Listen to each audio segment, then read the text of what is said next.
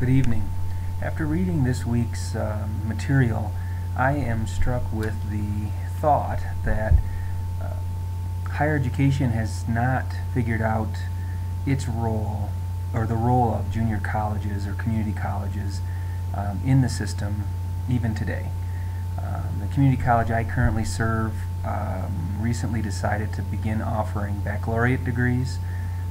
We were the only institution of higher education in a geographical region of 12,000 square miles, and so it made sense at one level in terms of access for people in rural mountain communities to have access to bachelor's degrees. But on the other hand, it also certainly played, something that played a role in that decision was that more people aspire to privilege levels than the economy can accommodate, which is something that was talked about in Diverted Dreams Chapter 1. And I just think that community colleges continue to be sort of neither fish nor fowl.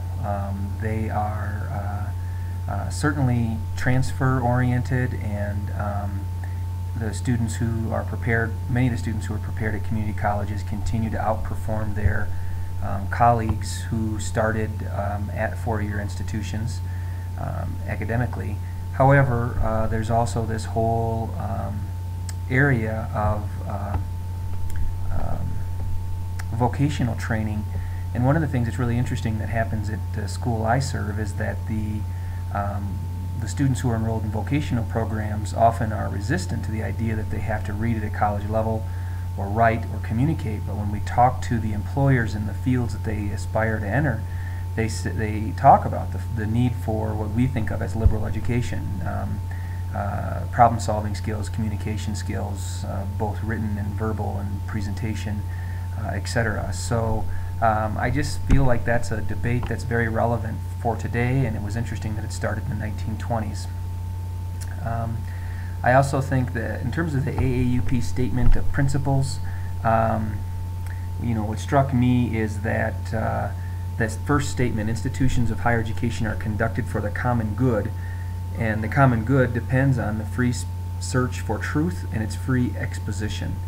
And certainly academic freedom has played a role in how colleges have developed, because it has allowed the faculty to continue or to hold on to influence with our institutions. If it were not for academic freedom and the tenure system, it would be very easy for administrators and politicians and influential business people, etc., to exert an inordinate amount of influence on higher education to the point where we would be chasing trends instead of really emphasizing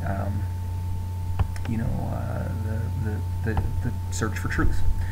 And then in terms of college and the culture of aspiration, clearly all of the readings drew that line between being able to obtain higher level or to accomplish more, and that college was a key to doing that. And I thought that the picture of the guy who had been the G.I. Joe, but now he was in college smoking a pipe, just summarized that perfectly. And it's interesting that you can tell that the liberal education, the traditional liberal arts program, and the classics were losing ground because things like good books and college houses and honors programs really struck me as being the rear action of a retreating army, if you will. They just were attempts to try and hang on to something that was in fact declining. And so yeah, it was very interesting reading this week, and I look forward to listening to the posts that everyone makes in the shared area. Thanks. Bye.